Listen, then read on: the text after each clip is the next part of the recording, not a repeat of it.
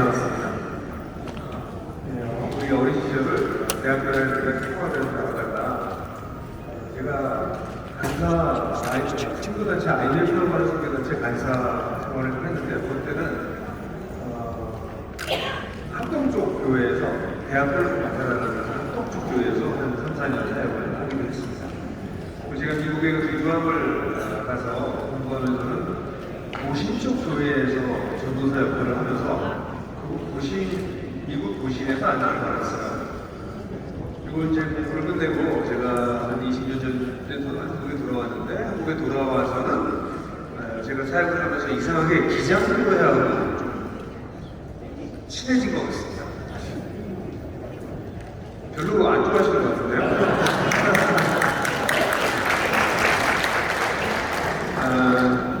제가 오늘 아침에 여기 나오면서 오늘 기장 쪽 장로님들 모임에 간다.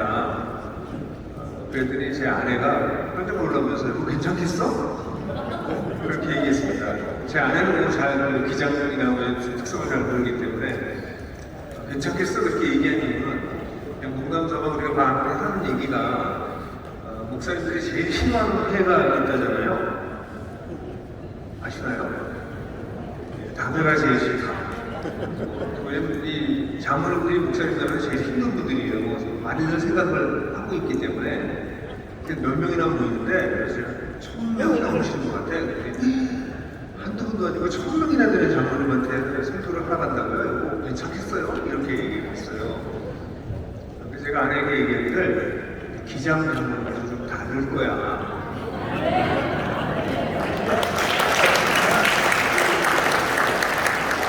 그러니까 기장에는 여자 장로가 있어요. 내가 박수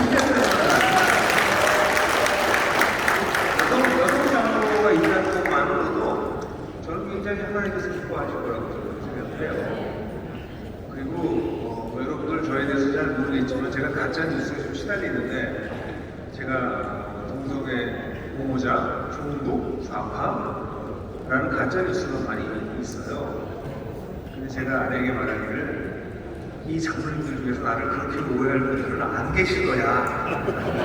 네, 그렇게 얘기하고 왔습니다. 그래서 사실 오늘 오면서 기장 장로님들하고 같이 말씀을 나눌 수 있는 기회가 주어져서 저는 굉장히 기대가 되고 와서 이렇게 조금 일찍 왔기 때문에 제가 뒤에서 이렇게 여러분들 모이는 모습을 보면서 굉장히 마음이 기뻤습니다. 우리 한국에 계신 우리 장로님들이 한 군데 모이셔서 이렇게 열심히 강의를 들으시고 자신의 교회와 자신의 형성에 대해서 고민하시는구나 그 생각을 하면서 굉장히 기쁘기도 했습니다. 근데 오늘 제가 여러분들하고 나누려고 하는 이야기는 그렇게 기쁘기만 한 얘기는 사실 아니려고 것입니다. 왜냐하면 우리 한국교회가 당면한 상황이 결코 쉽지 않고 기장교회들도 마찬가지로 어려운 상황 속에 놓여있기 때문에 이런 상황 속에서 어떻게 이것을 우리가 타개해 나갈 것인가 라는 이야기를 여러분들하고 나누려고 합니다. 제가 보니까 강사 시간이 딱 보니까 50분인데 저거 80분을 주셨더라고요.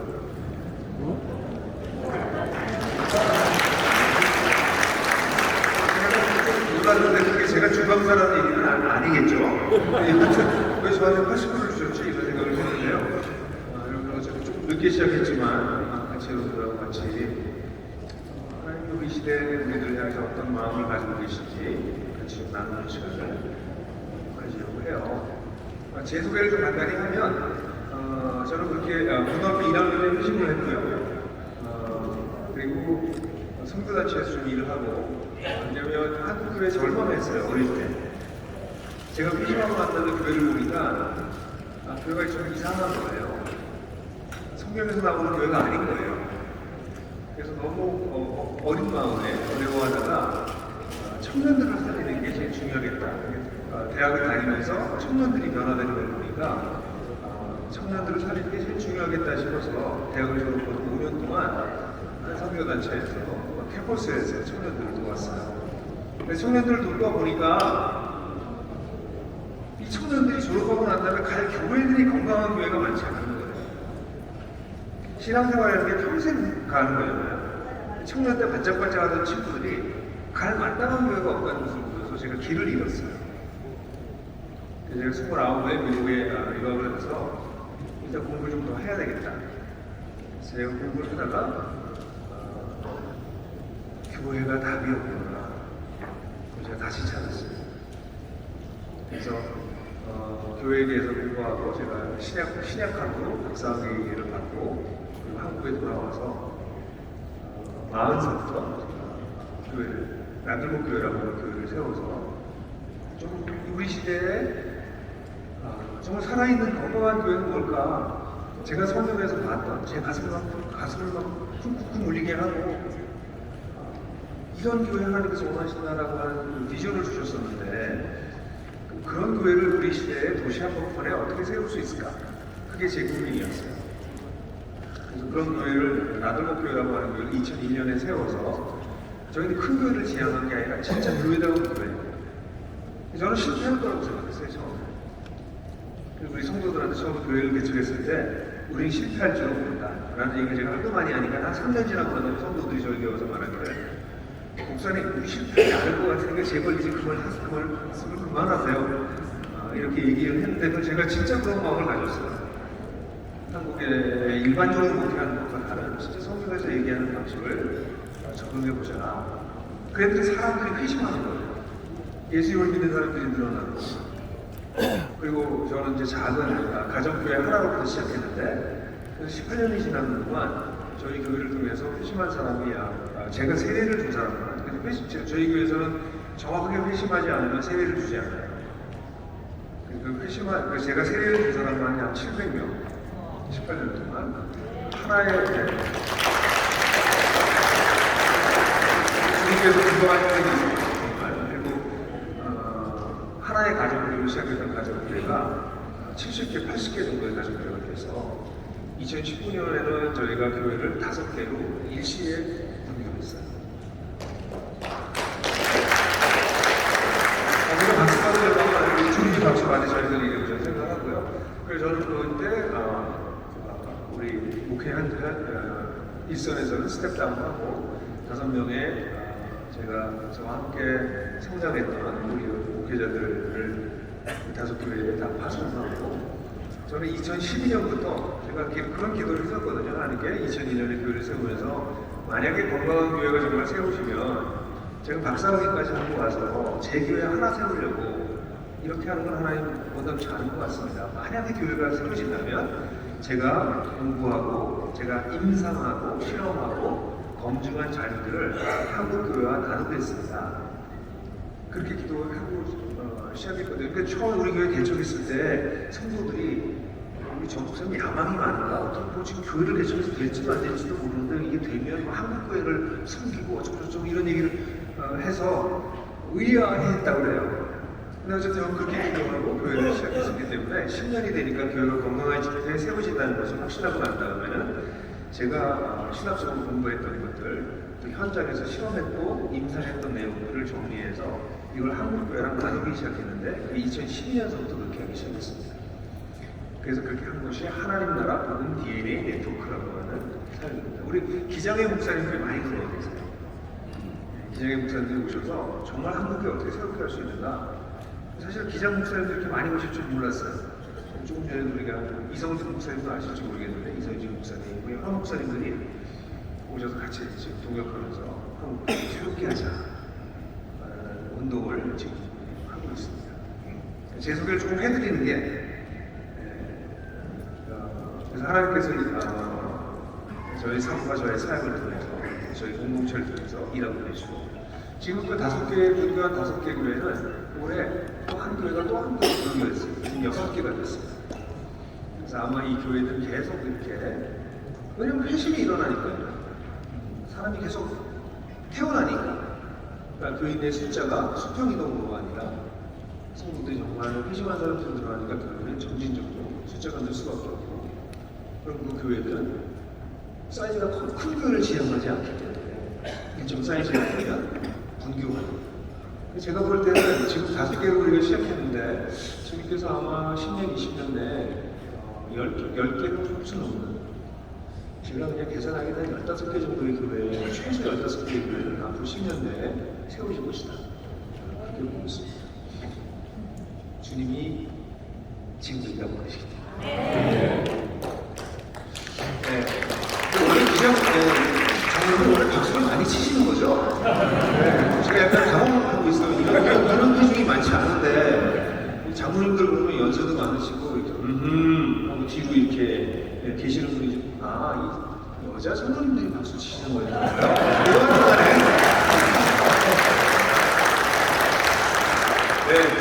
하나님께서 우리에게 하시는 말씀을 들었으면 좋겠습니다. 제가 기도하겠습니다.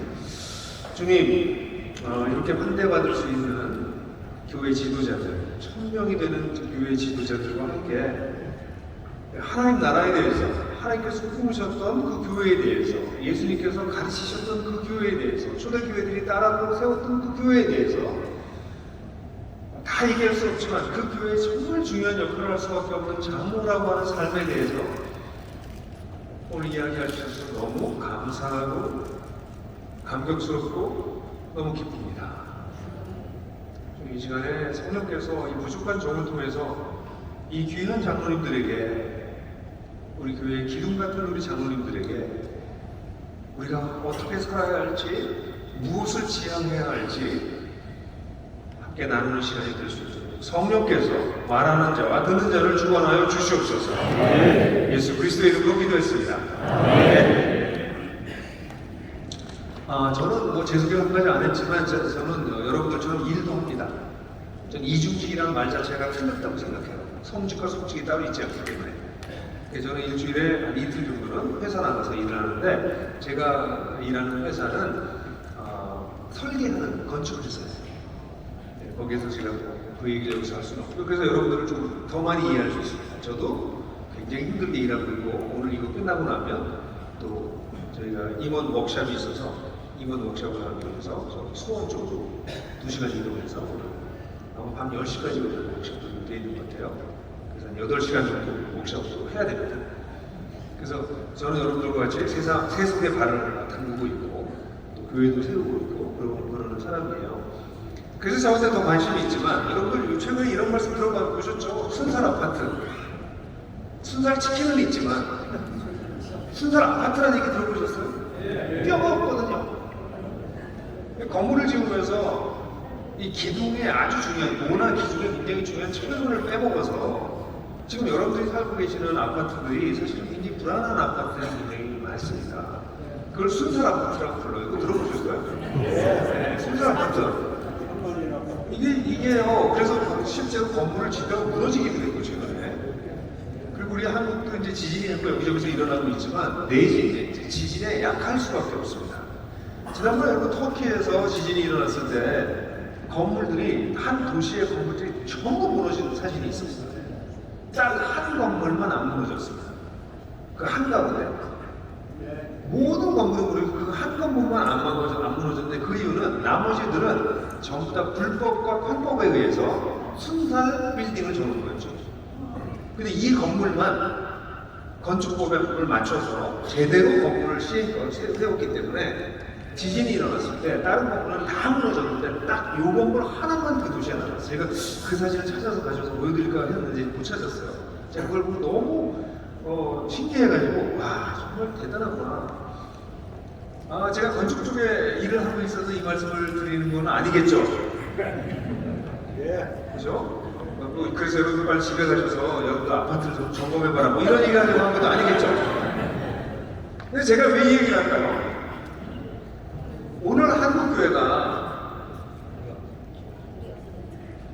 무너지기에 참 쉬운 구조를 가지고 있고, 실제로 다소 무너지고 있는 것을 우리가, 아니 다소가 아니라 상당한 정도로 무너지고 있는 것을 우리가 지금 보고 있기 때문에 그렇습니다. 뭐 다른 문항 말고 기장만 하더라도 제가 알기로는 2008년 정도에 숫자적으로 정점을 찍었다가 지금 숫자가 계속 줄고 있는 걸로 알고 있습니다. 그리고 코로나가 오고 난 다음에 기장적 통계는 제가 보지 못했지만 한국교회 전체적으로 약 30% 정도의 교회를 잃은 걸로 보여집니다. 30%는 엄청나. 우리가 600만이라고 치면 700만, 800만 이렇게 얘기하는데 우리 한국교회 교인이 700만에 가면 200만입니다.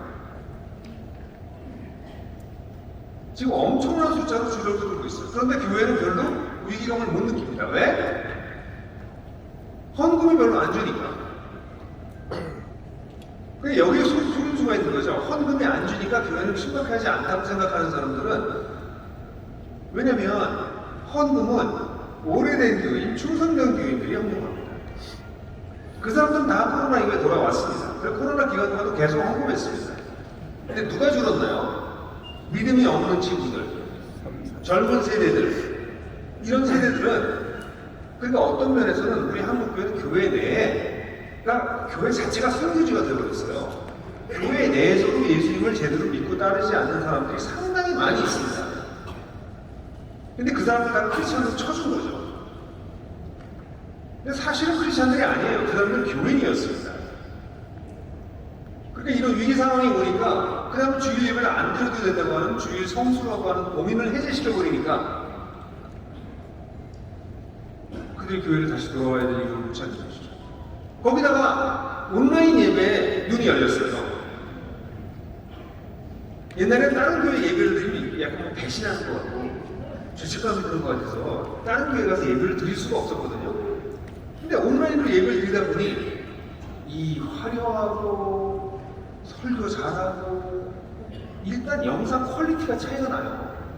이 4K로 찍는 거랑 해상도가 떨어지는 카메라로 하나 딱 받쳐서 그것도 수평도 못 맞춰가지고 이렇게 하고 찍는 그 자기 교회 예배를 드리다가 그러다 그래서 잠깐 딴 교회 가서 보니까 이건 텔레비전보다 더 선명한 화질에 카메라가 몇 대가 더 달라붙어가지고 막 입체적으로 중계를 하고 거기다 목사님은 설교를 얼마나 이렇게 재밌게 잘하고 거기다 목사님 잘생기기까지 하고 그러니까 이 어린 그리스도인들이 왜 우리 교회 나와야 돼 내가 구실구실하게. 그래서 굉장히 많은 사람들이 수평이 되고 있습니다. 그래서 제 대형 교회들 중에서 이틀만 이거 아세요 여러분들? 저도 여러분 그렇게 나이가 좀 있지만 젊은 세대의 말을 배우려고 애를 많이 써요. 제가 우리 대통령 덕에 지난주에 드디어 63세가 됐습니다. 옛날에 높았는데 또 낮춰주셔서 제가 지난주에 생일이 있었어요. 그래서 지난주에 공식적으로 제가 대통령님과 명예 의하여 63세가 됐어요. 저도 나이가 좀 있는 거죠, 저도. 저희 위에 형님 누님들 손들어 보시면 제 형님 누님들 손들어 주세요. 아우들 손들어! 제가 볼 때는 중간쯤인 것 같아요, 여러분들. 근데 중대형 교회의 많은 우리 교회는 이틀만. 아세요? 이 어려운 단어를 아시면 이틀만. 젊은 애들이 많이 쓰는 요즘 이 말도 안 써요. 근데 입을 틀어막고 있다는 거죠. 그분이 늘고요, 헌금이 늘고 있거든요. 누구예요? 다 중소교회의 교인들이 수평이 되어요. 그러면서 믿음이 없었던 사람들은 그런 사람들이 그러면 그 설교 들이러 다닌다. 설교 듣는 사람이 뭐예요? 설교 듣는 게 예배입니까? 그러니까 그들의 영성은 점점 고갈될 수밖에 없고 그 교회를 떠나갔던 30%의 사람들이 과연 다른 교회에 가서라도 신앙생활을 제대로 할 것이냐. 그래서 지금 한국 교회가 심각한 위기에 처해져 있습니다. 제가 보기에는 순살 아파트보다 어쩌면 순살 교회가 된 건 아닌가. 이런 위기 상황에 교회가 지금 사방에서 무너지고 있는 것이죠. 여러분들 교회는 어떤지 모르겠어요.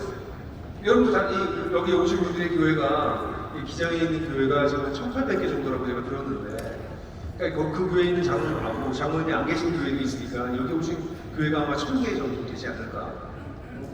대단한 분들이세요, 여러분들. 1000개의 교회를 이끌어가고 있는 성공 지도자들이시기 때문에 저는 그래서 여러분들하고 이런 문제를 같이 고민해야 된다고 내가. 그래서 이 문제를 얘기하기는 한두 시간으로 얘기할 수 있는 얘기는 아닙니다. 제가 하나복 DNA 네트워크라고 하는 걸 통해서 우리 목회자들하고 이런 얘기를 나눌 때 어떻게 그 교회를 새롭게 할 거냐, 그 제가 강의를 한 70분에서 90분짜리 강의를 24개를 합니다. 그러니까 이게 목사님들하고 그런 게 정말 심각하게 고민해야 될 만큼 내용이 많아요. 근데 제가 오늘은 여러분들하고 장로님들이시니까 이 장로님에 대한 얘기를 하려고 해요. 딴 얘기 할 거 없이 우리 얘기가 중요하잖아요. 근데 왜냐면 장로님들은 교회의 기둥 같은 분들이시죠.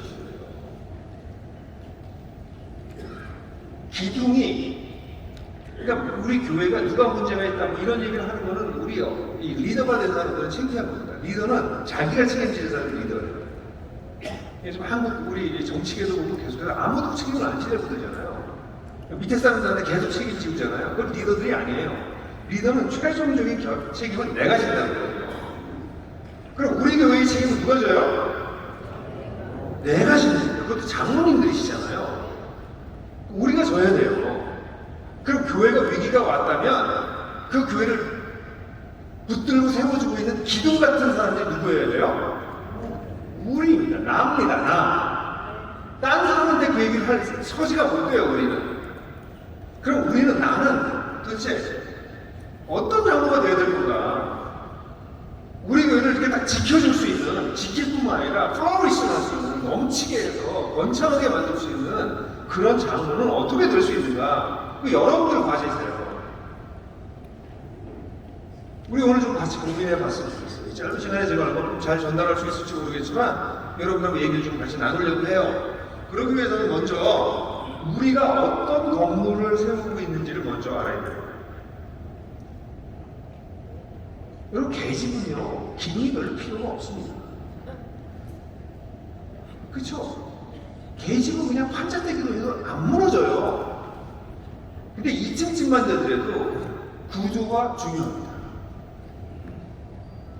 3층? 10층? 아름다운 건축물? 지으려면 이건 쉽지 않은 것이죠. 그렇다면 우리가 세우는 건물은 어떤 건물일까? 다시 말해서 교회는 무엇인가? 라는 질문부터 시작해야 됩니다.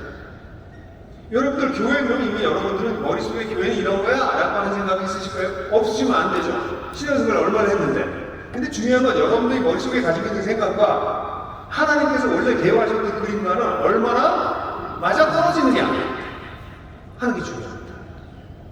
여러분들이 나는 교회는 이런 걸로 생각해 하는 건 뭐 얼마든지 생각하실 수 있어요. 그리고 모든 사람이 그 생각을 합니다. 교회 막 처음 온 사람도 그런 생각을 해요. 교회는 이런 것일 거야 라고 생각을 합니다. 신앙생활을 오래 했다면 더더욱 그런 생각이 들 수밖에 없다면 그건 이상한 일이죠. 근데 문제는 뭐예요? 내가 생각하고 있는 교회라고 하는 것과 하나님이 계획했던 교회는 같은 거냐? 아니면 이게 교집합이라도 있는 거냐? 비슷하게. 아니면 떨어져 있는 거냐? 만약에 우리가 생각하는 교회가, 우리가 세우고 있는 교회가, 우리가 헌신한 교회가 주님께서 세우라고 하는 교회들과 좀 동떨어져 있다면 우리는 아무리 애를 써도 순사의 교회를 세울 수 없어요. 그럼 교회가 뭐냐는 얘기를 하려면 수십 시간을 우리가 얘기를 공부해야 돼요. 근데 그렇게 할 수는 없잖아요. 그럼 교회가 뭐냐를 얘기할 때 제일 중요한 거는 성경에서 교회를 어떻게 표현하고 있느냐입니다. 여러 가지 메타포가 있어서 한 신학자는 거의 99개의 상징이 있다. 성경에는 교회를 가르치는 그렇게 얘기하는 학자가 하나 있었어요. 근데 그 중에서 가장 대표적인 것을 얘기하면 첫 번째는 하나님의 가정, 두 번째는 그리스도의 몸, 세 번째는 성령의 전, 이렇게 세 가지를 얘기할 수 있어요. 이것이 교회다라고 성경에서는 설명해주고 있어요. 하나님의 가족, 첫 번째. 사실 하나님의 가족이라고 하는 단어는 신약 성경에 2번 정도밖에 나오지 않습니다. 그래서 가장 적게 나오는 숫자예요. 그렇지만 하나님의 가족이라고 교회라고 가족이라고 말할 수 있는 이유는 초대교회 성도들은 서로를 어떻게 불렀죠? 아델포, 형제들이요. 형제 자매로 불렀습니다.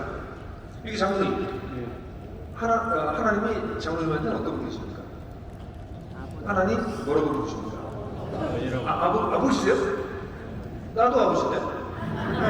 그럼 우리 형제네요.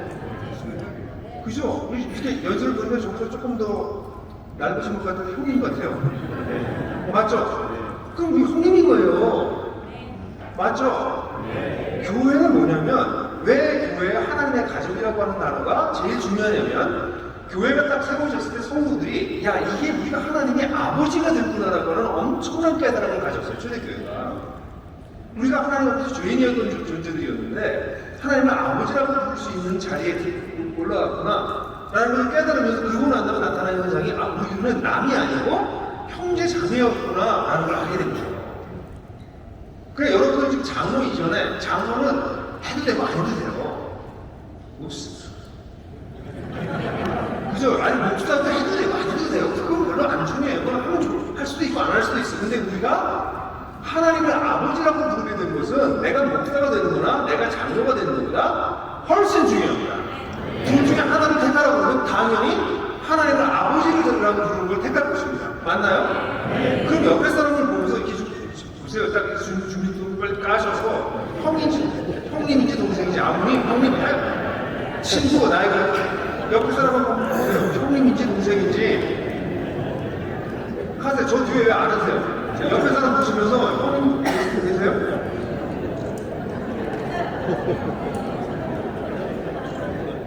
여러분 잘 들으세요.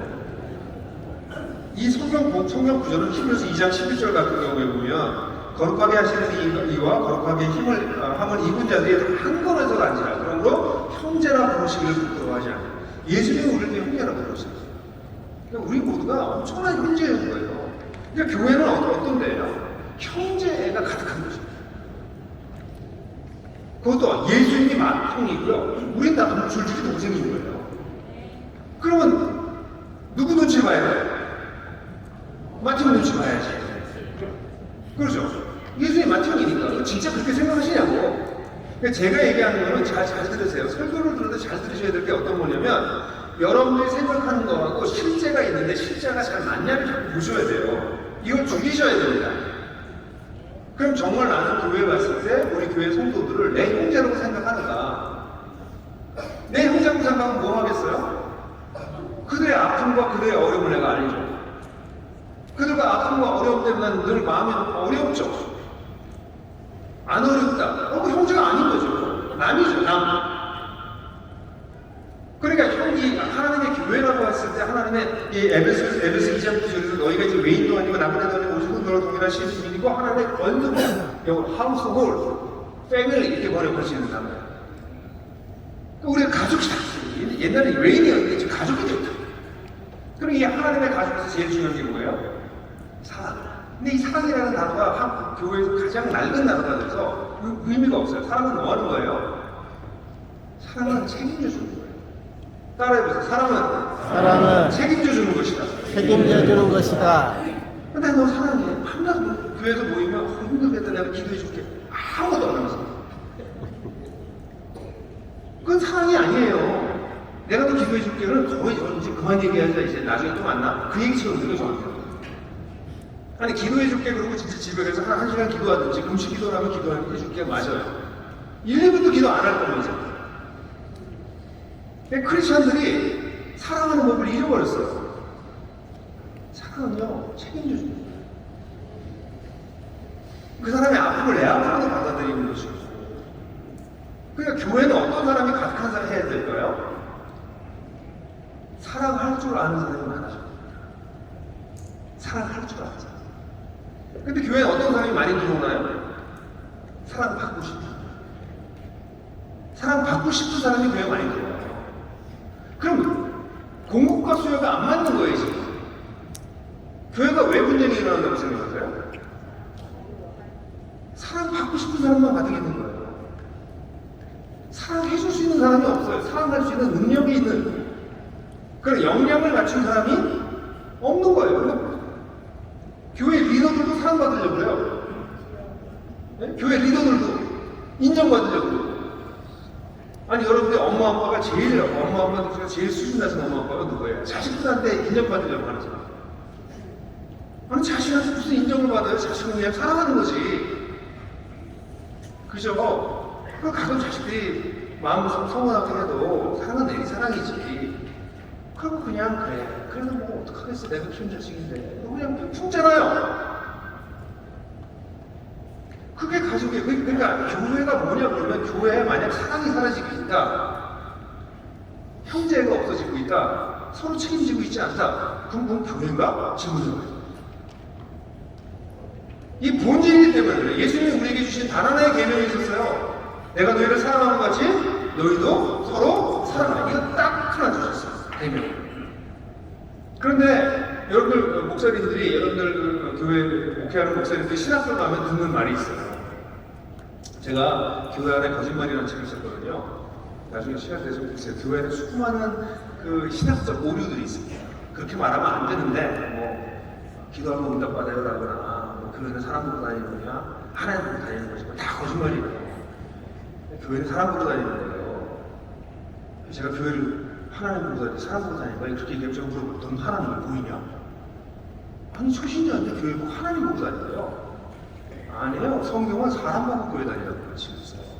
그런 거짓말이 많아요. 그래서 그걸 제가 모아서 책을 한번 냈는데요. 신학교 안에 있는 거짓말도 하나 써야 되겠다는 생각을 하고 있어요. 신학교에서 우리 전도사님 목사님들이 거짓말을 많이 들어요. 근데 그 책을 써도 읽을 사람이 많지 않아서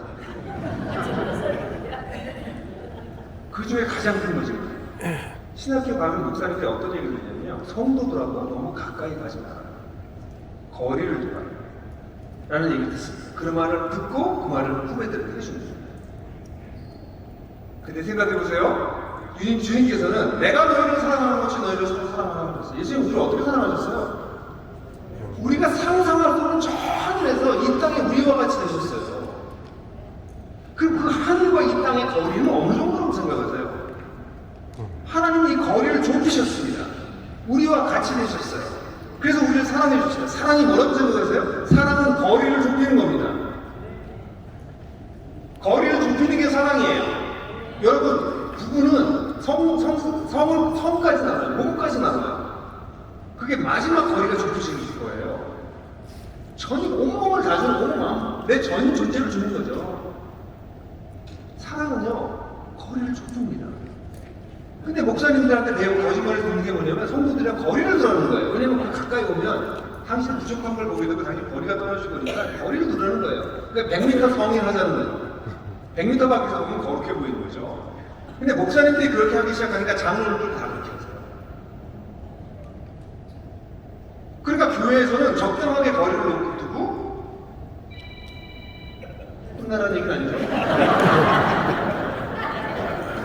적당하게 거리를 두고 나이스하게 점잖게 예의 바르게 그렇게 지내는 거예요. 그게 사랑이라고요. 사랑을 하면 갈등이 생깁니다. 그러니까 하나님의 교회는 갈등이 있어야 합니다. 근데 문제는 갈등으로 인해서 이 관계가 깨지는 게 아니라 갈등을 통해서 서로 이해해서 더 성숙한 사람으로 들어가는 게 기독교입니다. 그러니까 우리 교회는 갈등이 없어요. 그 얘기 무슨 얘기냐면 그 교회는 아직 교회가 안 된다 이렇게 말할 수밖에 없어요. 아니 교회가 어떻게 갈등이 없어요? 갈등은 느리는 거고 완전히 성숙한 사람들이 모이기 전에는 완전히 성숙한 사람이 모였다 할지라도 불편함과 갈등은 때때로 생깁니다. 그렇죠? 그러니까 교회가 어떤 교회냐는데 제일 중요한 게 뭐냐면 첫 번째가 하나님의 가족인가. 갈등이 있죠. 아니 우리 집에서 갈등이 있다고 집 뛰쳐나가요. 애들이 뭐 어릴 때 애들이 뛰쳐나가겠지만 뛰쳐나가겠어요. 우리 가족인데. 그러니까 첫 번째 교회가 뭐냐 할 때 여러분 머릿속에 딱 떠올라야 되고 뭐 건물, 조직, 교단, 거기에 있는 직책 뭐 이런 건 다 제끼시고 성경에 그런 거 나와 있지도 않고요 사실은.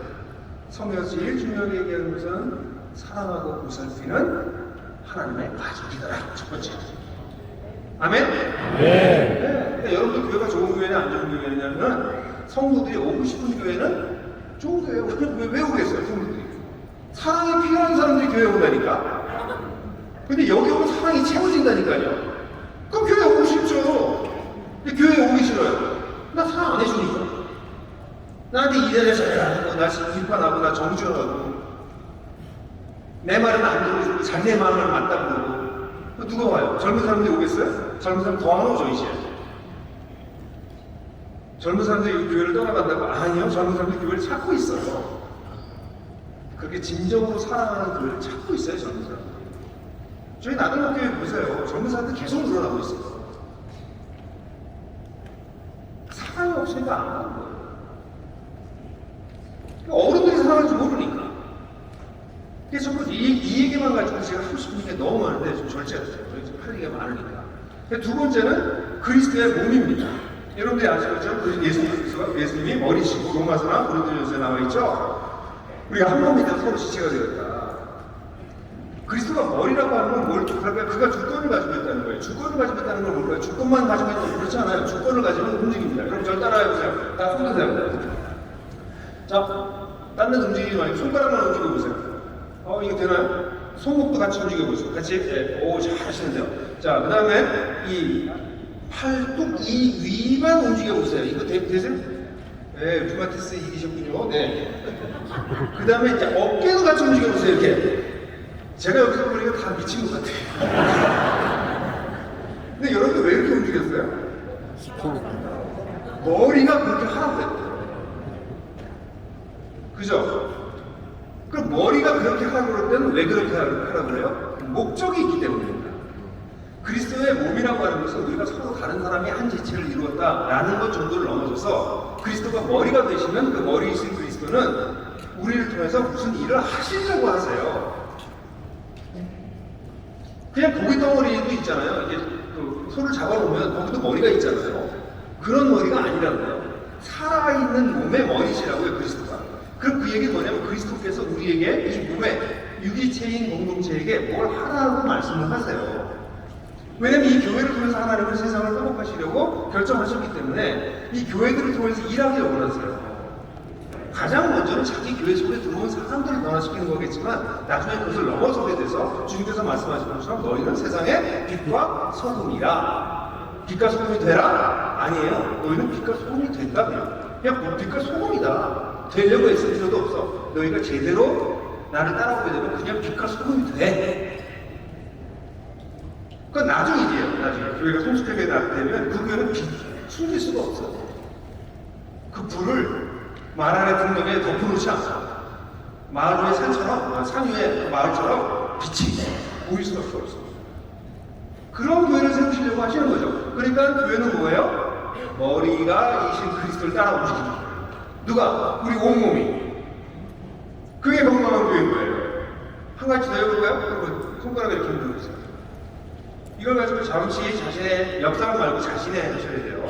자신의 옆구리를 한번 잡아봅니다. 뭐가 잡히시나요?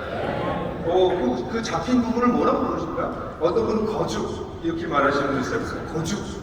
네, 그런 분들은 정말 건강한 분들이에요. 여기 장로님은 아마 그냥 거기만 잡히실 것 같아요. 근데 딴 분들은 뭐 잡힌 게 뭐라고 부르지? 이 잡힌 거를? 뱃살, 지방, 베들레헴 등등의 말을 쓰잖아요. 그죠? 근데 여러분 몸은요 이 지방은 두 가지 지방이 있어요. 세포는 두 가지가 있다고 얘기할 수 있어요. 하나는 지방세포고 또 하나는 근육세포예요. 지방세포는 영양분을 받아서 비축하는 기능을 합니다. 근육세포는 그래서 태워서 일을 합니다. 오늘날 교회는 비만증에 걸렸어요. 비만증은 무슨 소리예요? 지방세포가 많아졌어요. 그래서 교회 와서 은혜만 받습니다. 아무것도 안 해요. 그리고 그런 교인이 많아져서 교회가 커지잖아요. 그럼 교회를 부흥했던 거예요. 이렇게 됐어요. 그 교회에서 일하는 거는 목사나 교육자들이 하고요. 성도들은 와서 예배만 드리고 가요. 은혜만 받고 있어요. 그리고 우리는 그 교회를 부러워해요. 언제 우리 교회를 저렇게 해요? 언제 넘어질지 모르는 위험한 상태. 고위험군의 건강 상태를 가지고 있는 교회를 만들면서 그런 교회가 되길 원한다면 이건 그리스도의 몸을 이해하지 못한 거죠. 그리스도의 몸은 우리 몸의 지체가 된 모두와 함께 머리이신 그리스도에 따라서 우리 공동체를 향해서 하나님의 뜻을 이루기 위해서 함께 움직이는 교회입니다. 그럼 질문을 해봐야 되는 거죠. 우리 교회는 정말 머리이신 그리스도의 뜻을 분별하려고 애를 쓰고 지도자들 그 분별될 뜻이 성도들에게 제대로 소통이 이루어지고 소통이 이루어진 것이 교회 속에서 적든지 크든지 교회가 함께 하나님의 우리에게 주신 미션을 그런 삶을 감당하려고 서로 협력하면서 살아가요. 재밌거든요, 그렇게 살면. 그러니까 앞에 하나님의 교회, 하나님의 가족이라는 교회는 어떻다고요? 사랑을 받는 곳이라면 그리스도의 몸에 속에 들어가 있는 교회는요, 재밌어요. 왜 주님께서 이 세상을 위해서 하시는 일이 얼마나 놀라운 일이겠어요?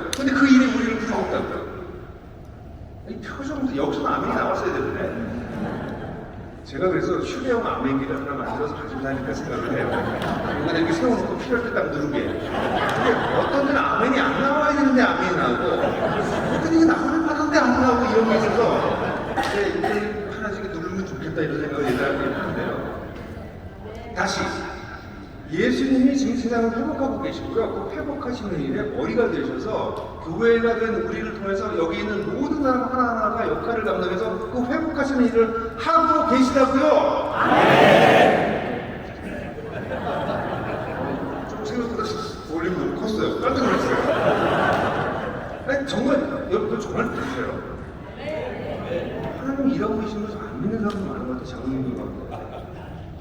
하나님 일하고 계세요. 근데 당신들이 원하는 방식으로 일하지 않으세요. 하나님이 일하시는 것 같지 않다고 느끼는 건 당신들이 당신 방식으로 일하기 때문이에요. 하나님은 하나님의 일을 하고 계세요. 예수는 그리스도는 우리 교회의 머리시기 때문에 그분을 정말 따라가면 교회는 작은 교회든 큰 교회든 건강할 수밖에 없으며 하나님께서 하시는 일에 동역할 수밖에 없습니다. 그건 영광스러운 일이고 재미난 일이에요. 그래서 두 번째 교회의 특징은 그리스도의 몸이라는 것입니다. 그 다음에 세 번째는 성령의 전이에요. Temple of Holy Spirit. 성령의 전이라고 하는 구절은 뭐 고린도서 10장에 너희가 하나님의 성전인 것과 하나님의 성령이 너희 안에 거하시는 걸 알지 못하느냐. 에베소 2장 21절에 그의 안에서 건물 받은 성전과 연결해서 주 안에서 성전이 되고 너희도 성령 안에서 하나님의 거하실 수도가 되기 위해서 이게 지어져 가느냐. 이런 구절에서 나타나는 사상입니다. 그러니까 우리의 공동체 속에는 성령께서 임재하세요. 템플, 성령의 전하면 뭐가 떠오르세요? 템플하면 장로님들은 다 아시겠죠? 구약의 템플이 떠오르겠죠. 구약의 템플에서 뭐가 끊어지지 않죠? 연기가 끊어지지 않습니다. 왜 연기가 계속 나오고 있죠? 제사가 계속 드려지기 때문입니다. 성령의 전이라고 하는 것은 굉장히 중요한 것은 예배 공동체라는 것이죠. 그들은 살아계신 하나님을 예배합니다. 예배하는 것이 즐겁습니다.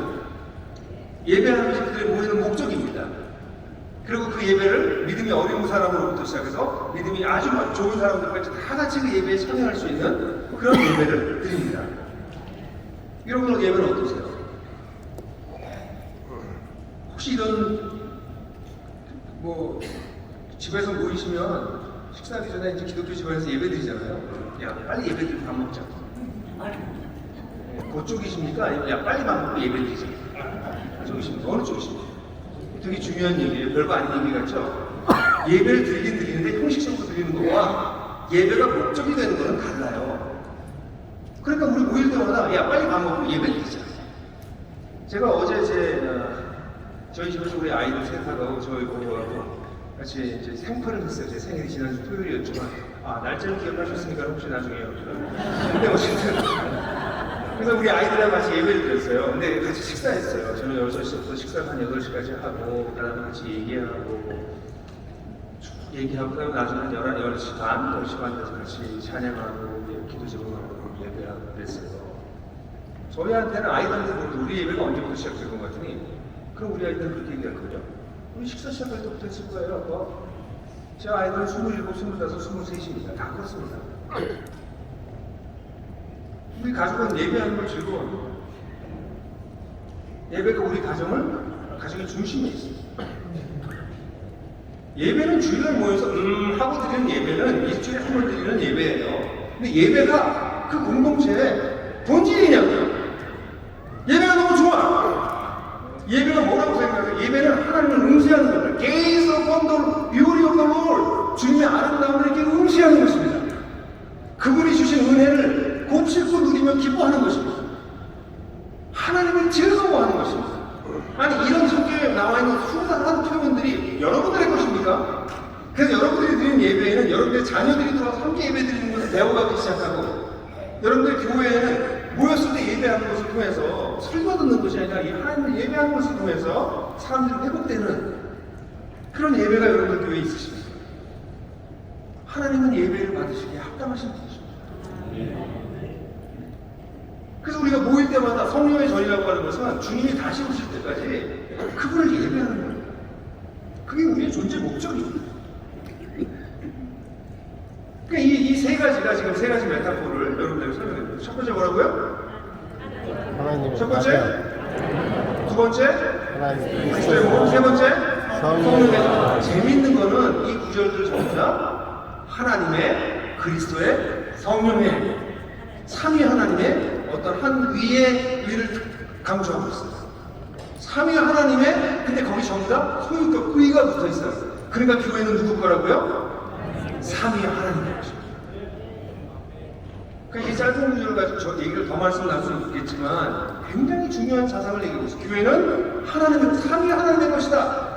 그래서 그 교회는 하나님의 성품이 드러나기 때문에 사랑이 그 속에 살아있는 사람, 책임지는 사람, 말만 하는 사람이 아니라 진짜 사랑이 거기 있다. 그러니까 사람들이 거기 오고 싶어 한다. 근데 그들이 와서 사랑을 받을 뿐 아니라 시간이 지나면 머리이신 그리스도를 따라서 각자 자기 역할을 감당함으로 그 공동체를 향해서 하나님께 주신 하나님의 놀라운 뜻을 이루어간다. 함께 연합해서. 그리고 그들은 일하러 모인 사람들이 아니다. 실제로 그들은 하나님을 예배하는 것을 가장 소중한 사명으로 여기고 있고 그 예배를 즐기고 누린다. 이게 교회라는 겁니다.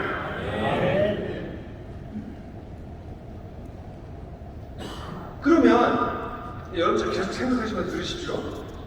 그럼 이 교회는 누가 짓는 걸까요? 이 교회는 누가 짓는 걸까요? 누가 세우는 걸까요?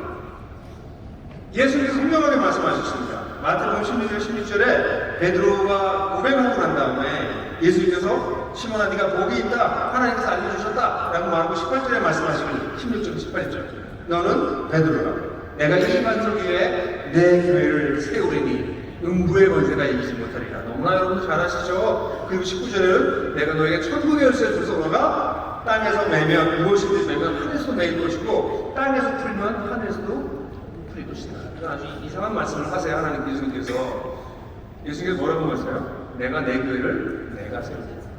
제가 미국에서 첫 번째 교회를 개척했을 때는 제 나이가 34살을 되었어요. 미국 교회들이 너무 많이 쪼개지니까 아이 청년들이 엄마 아빠를 따라서 조금씩 교회를 쪼개지는 걸 경험해요. 그러다 이 청년들이 20대 중반 된 청년들 4명이 저를 찾아와서 목사님 저희랑 교회네요. 이제 더 이상 엄마 아빠가 쪼개는 교회 따라다니면서 교회 쪼개다니면서 다니면 못하겠어요. 그래서 저희들이랑 목사님 교회를 세워요. 함께 해요. 이렇게 저한테 찾아왔어요.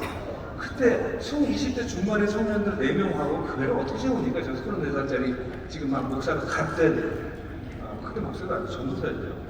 그런 사람이 제가 어떻게 교회를 세우고 있어요. 좀 한심한 거죠. 아이고 너희들 교회를 어떻게 세우냐. 속으로 이렇게 생각했지만 또 제가 사역자니까 가오가 있지 그렇게 말할 수는 없잖아요. 그래서 얘네들 데리고 이제 기도원을 가자. 기도원에 가서 내가 이 에클레시아라고 하는 제가 신약을 공부하니까 에클레시아라고 교회라는 단어죠. 그 단어가 나온 신약 성경의 모든 구절을 내가 뽑아가지고 할게요. 지금은 뭐 컴퓨터가 좋아져서 그냥 순식간에 나오지만 그때는 며칠 작업을 해야 나오거든요. 그래서 그것도 얘네는 영어로 하는 애들이니까 이 영어로 이걸 다 만들었어요. 그래서 이제 기도원에 갔죠. 정말 중요한 얘기가 있는데요. 중요한 결정을 하실 때는 기도원 가지 마세요. 그냥 스스로 알아서 결정을 하시는 게 편할지도 몰라요. 그래서 이제 기도원에 가서 이 친구들은 성경을 읽기 시작했어요. 저는 생각할 때 교회라고 하는 단어가 나오는 마태복음 16절 18절부터 해서 계시록까지 쭉 읽으면 애들이 기가 질려서 교회 세우자는 말을 못할 것이다. 야, 니들이 교회를 알아? 교회가 얼마나 대단한데 니들이 교회를 세워? 자식들. 한번 봐라. 맛이나 한번 봐라. 뭐 약간 이런 마음으로 데리고 올라가서 쭉 읽기 시작했어요. 근데 첫 번째 구절이 바로 16장 18절이었어요. 예수님이 영어로 읽는데 한국말로 읽을 때랑 또 다르겠다고 하더라고요. I will build my church on this rock. 지금 엄청 넓어요. 그 순간에 그 뒤통수를 망치고 많이 받았어요. I will, not you. 네가 세우는 거 아니야. I will build my church. 내 교회를 세우는 거야. Not your church. 저 그때 깨달았어요. 교회는 주님의 것이구나. 그리고 이 교회는 주님이 세우신 거구나. 나는 그걸 따라가는 거구나. 그래서 그때부터 이게 요한계시록에 나와 있는 교회에 대한 단어를 다 읽을 때까지 저는 이 구절에 머물러 있었어요. 이게 너무 충격이었어요. 다음은 읽힌 게 생각이 안 나요. 여러분들 계속 읽었는데. 나는 교회를 내가 세운다고 생각했구나. 얘네들이야. 우리 교회를 얘네들이랑 교회를 세운다고 생각했구나. 아니구나. 교회는 주님이 주님의 교회를 세우신 거구나. 그러니까 교회를 세우는 데서 주체가 누구라고요? 주님이십니다. 근데 왜 교회가 안 세우시냐면요. 주님이 세우신 대로 따라가지 않고 자기들의 교회를 자기들이 세우니까 교회가 안 세우시는 거예요. 주님이 말씀하셨잖아요. 내가 내 교회를 세운다고. 정말 믿으십니까? 그러면 우리가 교회는 그렇게 힘든 게 아닐 거예요. 교회 세우는 건 그렇게 어려운 일이 아닐 거예요. 주님이 하고 계시는데요. 이거 정말 믿으세요? 그럼 교회가 그렇게 힘들면 안 되는 거 아니에요? 뭘 놓쳤기 때문에 교회 세우는 게 힘들고 장사하기도 힘들고 목회하기도 힘들고 아니 힘들긴 힘들지만 힘들지 않고 되는 일은 없으니까 근데 힘들지만 우리가 노력하고 애쓰고 하는 비교가 안 될 만한 열매들이 막 나오는 거죠. 이건 뭐지? 우리 노력을 10을 했는데 이거 나오면 100이 나오거든요. 그럼 우리는 알죠. 이거 내가 세운 교회가 아니에요. 난 10을 하는 거라고 500을 냈어요. 내가 가지고 있는 전부를 낸 거예요. 나는 엄청나게 헌신했죠. 내가 헌신했던 500년은 한 사람밖에 못 먹어요. 근데 그 헌신할 때 몇천 명이 먹는 거지. 이건 누가 한 거예요? 500년을 냈던 내가 한 거라고요? 아니, 난 내 전부를 바쳤죠. 그런지 알게 되는 거죠. 내가 전부를 바친 걸로 이게 된 게 아니라 하나님이 하신 게 이게 교회의 본질이구나. 교회는 누가 세운다고요? 주님이 세우십니다. 저는 우리 목사님들한테 이 얘기 정말 해드려요. 당신 교회 세우려고 하면 힘들지. 그러니까 온갖 방법을 쓰지. 나중에 안 되면 온갖 막 목회 기술을 막 쓰는 거죠. 그다음부터. 주님이 하시는 방법을 따라가면 되는 거예요. 물론 그게 그렇게 단순하지 않아요. 주님이 하신다 이렇게 우리가 알아서 하세요 이런 거 아닙니다. 왜냐면 주님은 교회의 청사진을 우리에게 보여주셨고 교회는 어떻게 기능하는지를 다 알려주셨기 때문에 배워야 될 게 굉장히 많습니다. 왜냐면 주님이 지으시는 교회가 계집과 같이 단순한 집이 아니기 때문에. 그래서 우리 교회는 누가 지는다고요? 그리스도께서 지으세요. 이 구절이 에베소서에서도 이 교회는 그의 몸이니 만물 안에서 만물을 충만케 하시는 이의 충만입니다. 만물 안에서 이 세상 모든 것 속에서 모든 것을 충만케 한다. 이거 짧게 표현하면 회복시킨다는 거죠. 세상을 회복하시는 그 회복이 뭐예요? 교회는. 그러니까 흥부의 권세가 이기지 못하는 거예요. 근데 질문하셔야 돼요. 아니, 교회 자꾸 무너지고 깨지고 그러는데요? 흥부의 권세는요, 교회 분열도 못 이기던데요? 그럼 질문하셔야 돼요. 그러면 분열한 교회가 주님이 세우시는 교회였던가? 주님은 분명히 말씀하셨습니다. 음부의 권세가 이기지 못한다고 그랬어요.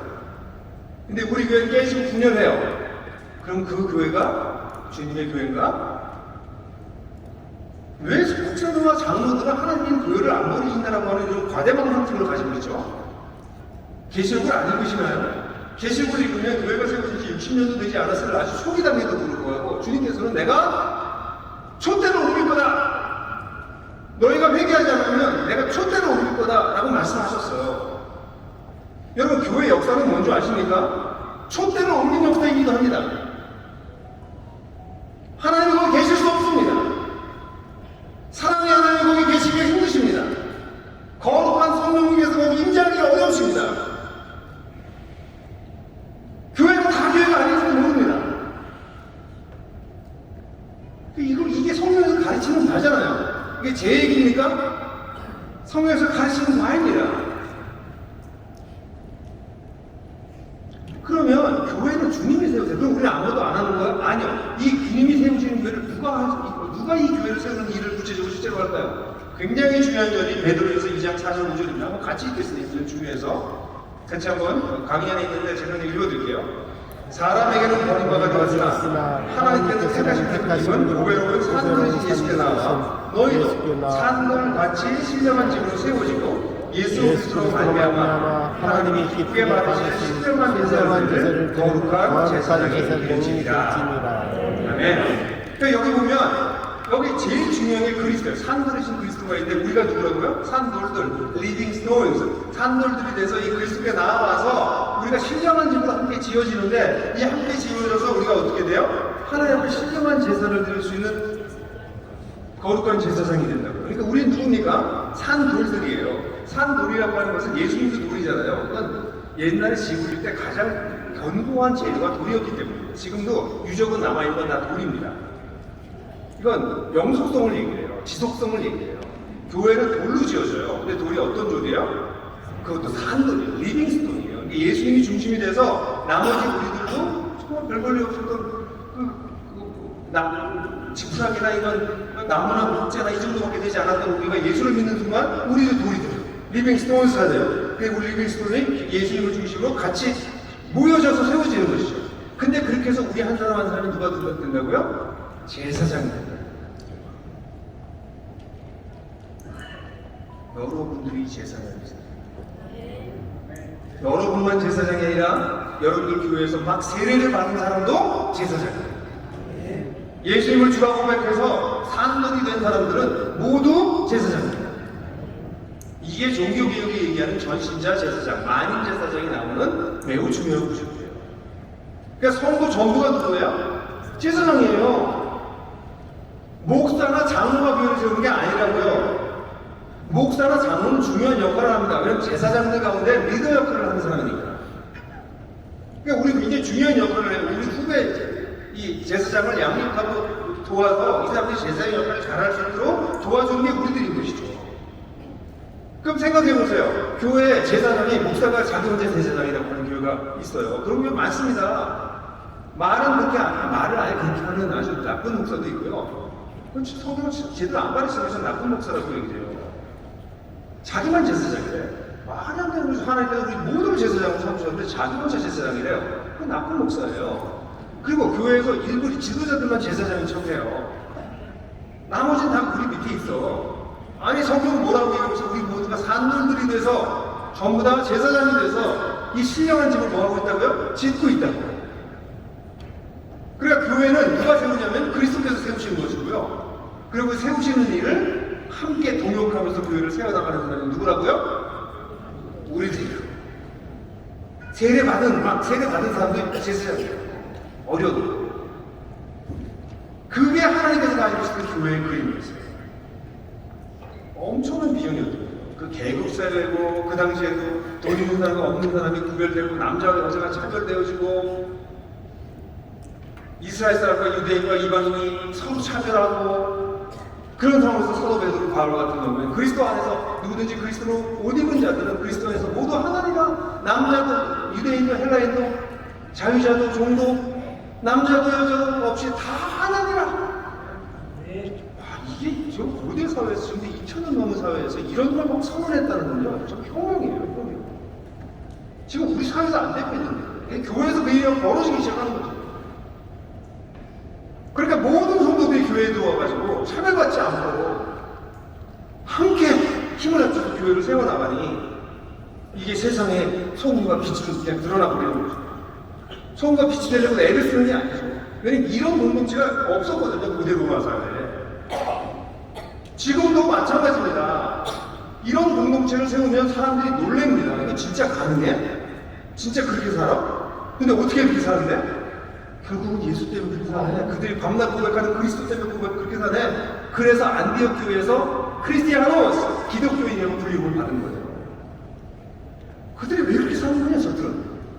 그러니까 외부인들 사람들이 들여다보니까 물어보니까 다 밤낮 그리스도 타령해, 이 사람들이. 그럼 얘네들 별명 하나 줘주자. 그리스도파, 그리스도주의자, 크리스티아노스. 이게 기독교인이라고 하는, 크리스찬이라고 하는 단어가 나온 역사적 배경입니다. 우리가 짓지 않았어요. 세상 사람들이 우리를 보고 저주는 이름입니다.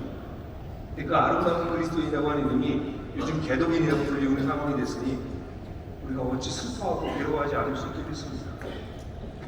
여러분, 이게 교회입니다. 교회는 그리스도의 몸, 하나님의 가족이며 그리스도의 몸이며 성령의 전이시고 거기에 소유격이 나와 있는 것처럼 삼위 하나님의 교회를 짓고 계시고, 근데 그 교회를 세우시는 놀라운 일에 우리 모든 성도를 부르셨어요. 요즘 떨어지는데요, 다시. 그리고 그럼 장로와 목사는 필요 없느냐? 아니에요, 저. 집에 아이들 다 중요하지만 부모만큼 가정을 책임지는 중요한 사람이 없어요. 그럼 장로는 도대체 그럼 어떤 역할을 하는 사람이야? 라는 얘기 좀 짧게 하고 넘어갈게요. 이런 교회를 하나님께서 세우고 계십니다. 실제로 지금도 세우고 계세요. 그러니까 저는 그렇게 우리 목사님들한테 얘기해요. 성경에서 하나님께서 하시려고 하는 길에 쓰면 사역은 힘들지만 열매가 엄청난 열매가 나온다. 근데 하나님께서 얘기하지 않는 방법을 하면 힘들고 네가 힘든 것만큼은 결과가 나온다. 그렇잖아. 10을 집어넣으면 10이 나오는 게 세상 법칙이 아주 10을 집어넣으면 한 8쯤 나오는 거야. 손실이 생기니까. 장사하자면 10을 집어넣으면 15 정도 나오면 장사 잘한 거죠. 근데 우리 여기도 10을 집어넣었더니 뭐가 나와요? 100이 나오죠. 그게 30배, 60배, 100배가 나오는 게 예수께서 하신 말씀이죠. 이거 진짜라니까요, 여러분. 근데 이걸 인생에 살아가면서 이걸 경험하기 시작하면 하나님이 정말 살아계시고 하나님이 일하시구나라는 것을 내가 단정하게 돼요. 야, 어떻게 이런 일이 벌어지나? 하나님 정말 일하시는구나. 만물을 회복한다고 만물을 충만케 하신다고 말씀하셨는데 진짜 충만케 하시는구나. 이론이 아니라 지금도 살아서 일하고 계신 하나님을 만나게 되는 거죠. 그러려면 여기 장로들이 되게 중요한데 장로들은 어떤 사람들이냐면 사도행전 20장 17절부터 28절을 제가 빨리빨리 하는 중요한 부분입니다. 바울이 이제 예루살렘으로 돌아가면서 이 에베소 장로들을 밀레도에 잠깐 불러요. 그래서 이 장로들하고 얘기할 때, 자, 그 강의안이 있으면 당연히 주치해도 돼요. 20장 10절에 보면 에베소로 보내서 교회 장로들을 청하니, 장로들에게 통보를 미치세요. 18절에 몸에 그들에게 말하되 아시아에 들어오고 천하도 싶어 내가 항상 여러분 가운데 어떻게 행하는지 여러분 아는 바니 쭉 설교를 해요. 그리고 마지막 28절에 여러분은 자기를 위해서 온 양떼를 내어 삼가라. 성령이 그들 가운데 여러분을 감독자로 삼고 감독자에서 돌아보시세요. 하나님이 자기 필요 사신 교회를 보살피게 하셨는데 보살피게 동그라미십니다. 여기 장로들은 여러분들과 같이 이 프레스비텔로스라고 하는 단어예요. 장로라는 단어입니다. 그래서 제가 두 번째 동그라미 시작했던 감독자는 에피스테포스. 그래서 이 감독, 우리 감독제 교회 있죠? 감독입니다. 그리고 난 다음에 거기 나오는 보살피게 했다는 단어는 포이마이오, 양을 치다, 양을 먹이다 이런 거죠. 여기서 나온 단어가 포이메인이라는 단어인데 이게 포이메인이 목자로 번역되는 단어입니다. 그러니까 여기 이 본문을 보면 장로들을 불러놓고 바울 사도가 얘기하기를 너희들은 감독자이기도 하고 너희들은 목자이기도 해라고 얘기했습니다. 그러니까 지금 교회가 직제가 로마 캐톨릭 있고 그다음에 종교개혁이 있고 난 다음에 장로, 집사 이렇게 다 이렇게 나눠놨지만 성경에서는 그냥 장로는 그 교회의 리더들이에요. 영적 지도자들이 장로예요. 이 사람들이 하는 일은 감독자죠. 교회를 보호하고 교회를 건강할 수 있게 감독하는 거예요. 그 다음에 그들은 목자예요. 사람들을 키우고 돌보는 일이에요. 그걸 다 하는 겁니다. 장로가. 이런 현상은 베드로전서 5장 2절에서 그대로 나타나요. 베드로 사도가 말하기를 너희 중에 있는 장로들에게 보라보니 나는 함께 장로된 자요. 장로들인데 얘기하고 있어요. 그러면 우리 그리스도의 증인이여 나타난 영혼에 참여할 자로서 말하기를 너희 중에 있는 하나님의 양무리를 치되 여기 양무리를 치다라는 게 아까 얘기했던 보살피다라는 단어랑 같은 단어입니다. 먹여라, 양을 먹여라, 목자 역할을 해라, 장로들한테. 그러니까 장로가 해야 될 가장 중요한 일이 뭐예요, 여기야? 먹이는 겁니다. 사람을 양육하는 겁니다. 사람이 잘 클 수 있도록 도와주는 겁니다. 그러니까 설교하는 게 아니에요. 먹인다고 설교하는 걸 딱 생각하는데 아니에요. 그 사람이 잘 성장할 수 있도록 도와주는 일을 하는 게 목자가 하는 일입니다. 근데 이 본문에 보면 사실은 나누주의하고 고대 문서에 대부분 이게 반영되어 있는데 Serving as overseers, 감독자로 섬기면서 라는 표현이 붙어 있습니다. 우리말 성경은 이걸 다 뺐는데 나눠주만 있다고 얘기하지만 고대 문서에 다 거의 들어가 있습니다. 그래서 NIV나 미국의 영역본을 보면 여기 Seeing as overseers, 감독자로 섬기면서 라는 표현이 들어가 있습니다. 여기도 똑같이 나타나잖아요. 장로들에게 얘기하는데 너는 감독자로서 너희 성도들을 잘 맡겨 라고 얘기하고 있는 것이죠. 그러니까 여기서부터 이제 여러분들에게 해당되는 말씀이에요. 교회가 정말 그런 교회로 움직이려면 그런 교회에 어떤 장로가 있어야 되냐면 첫 번째, 공동체를 세우는 일을 하는 사람이에요. 공동체를 세운다는 얘기는 사람을 세운다는 얘기예요. 여러분, 공동체하고 조직하고 다른 겁니다. 예? 공동체와 조직이 다른 겁니다. 교회 조직은 이 공동체를 위해서 세워진 거예요. 그러니까 예를 들어 동창회를 한다고 칩시다. 동창회를 하면 너무 재밌어요. 그래서 친구들 모여서 모이는데 숫자가 자꾸 늘어나. 그러니까 얘기하고 야 우리 회장 하나 뽑자. 회계도 하나 뽑아. 그런 건 필요하지 않겠어? 그래서 회장과 조직을 해서 회비도 막 이러면 이게 조직이 된 거예요. 근데 회장과 서기와 회계가 이 공동체는 아닌 거예요. 무슨 얘기인지 아시겠어요? 공동체를 잘 꾸려나가기 위해서 조직을 세운 거예요. 근데 교회가 시간이 지나면 이 공동체는 이 공동체는 뭐였어요? 하나님의 가족, 그리스도의 몸, 성령의 전이라고 하는 살아있는 유기체적 공동체였는데 이걸 위해서 조직을 세웠는데 시간이 지나면 어떻게 하면 이거는 사라지고 조직만 남는다. 네? 동참회 나가는데 회장은 회계만 남는 거예요. 조직은 남아있는 거죠. 무슨 얘기인지 아시죠? 그러니까 공동체하고 조직은 같은 게 아니에요. 조직은 뭘 위해서 존재하는 거예요? 공동체를 위해서 존재하는 거예요. 그럼 공동체는 뭐예요? 사람을 책임지는 거예요. 우리 교회에 들어온 사람을 책임지는 거예요. 그 사람을. 하나님의 사랑으로, 형제의 사랑으로 책임져주는 것이에요. 그러니까 조직을 세우면 사람들은 직책에 관심을 갖습니다. 어떤 직위를 갖느냐, 어떤 직책을 갖느냐에 조직이 강조되는 그게 강조가 돼요. 어디에 올라가느냐가 중요하니까, 얼마나 힘이 있느냐가 중요하니까. 근데 공동체를 세우면 사람들은 이 사람이 정말 끝입니다. 주님께로 정말 돌아왔는가, 정말 산돌이 되었는가, 그리고 이 사람이 제사장 역할을 할 만한 사람으로 성장하고 있는가, 사람에게 관심을 갖고 있어야 돼요. 직책에 관심이 가는 교회인지, 사람 하나하나에게 관심이 있는 다른 교회인지, 그거에 따라서 교회가 조직일 수도 있고 공동체일 수도 있어요. 제가 너무나 안타까운 것은 한국에 너무나도 많은 교회가 이 공동체 성을 잃어버리고 조직으로서만 남는다는 것이죠. 그래서 교회 안에서 수많은 데서 너무나 회가 많아. 이런 회의, 저런 회, 저런 회. 아니 그런 거 하라고 교회 모인 거 아니에요. 그냥 서로 사랑하는 거예요. 교회는 단순한 거예요. 옆 사람 사랑해 주는 거예요. 인생살이가 얼마나 어렵습니까, 여러분? 이 엉망 같은 세상 속에 살아남기가 얼마나 어렵습니까? 우리는 서로 만나서 위로해주고 격려해주고 믿음을 잃지 않도록 붙잡아주고 소망으로 인내할 수 있도록 해주고, 그게 교회입니다.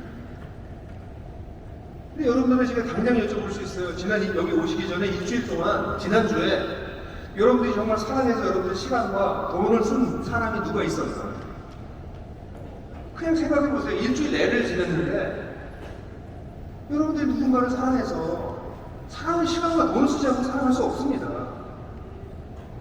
내 시간 손해보는 거죠. 내 돈 손해보는 거죠. 교회 예산으로 하는 거 아니고요. 내 돈과 내 시간 쓰면서 누군가를 찾아가서 위로하고 격려하고 기도해주고 같이 얘기하고, 그럼 한 시간이라도 한 사람들이 여기 몇 분이나 계실까요? 계실 거라고 믿어. 그분들이 장로예요. 그분들이 진짜 교회 지도자들인 것이고, 우리의 삶은 그걸로 가득 차 있어야 돼요. 야, 우리 회의는 좀 조금 하고요, 우리 사람들 돌보는 일을 합시다.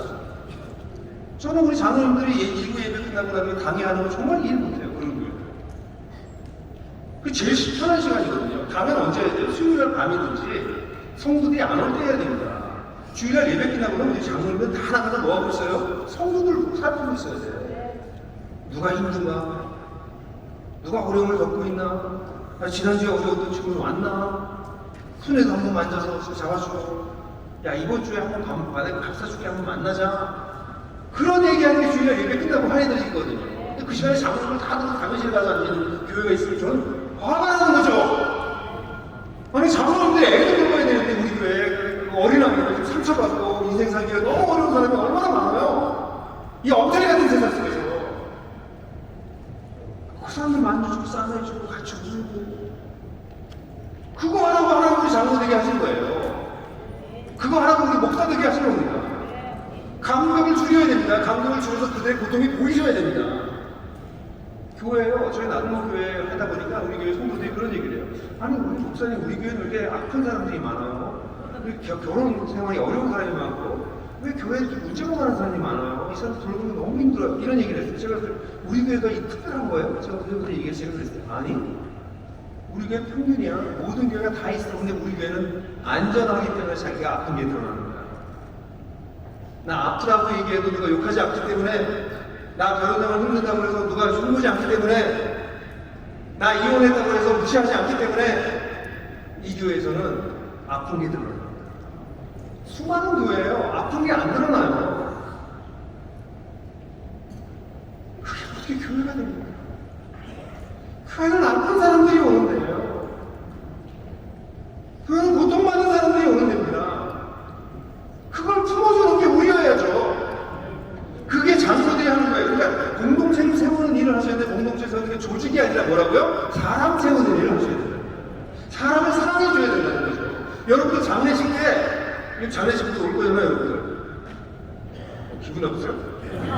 장례식을 다, 여기 계신 분들 중에서 제가 한 중간쯤으로 갈 것 같은데, 장례식 때 제 장례식에 와서 우는 사람이 몇이 있겠어요? 나 때문에 죽을 뻔했다 산 사람들은 와서 웁니다.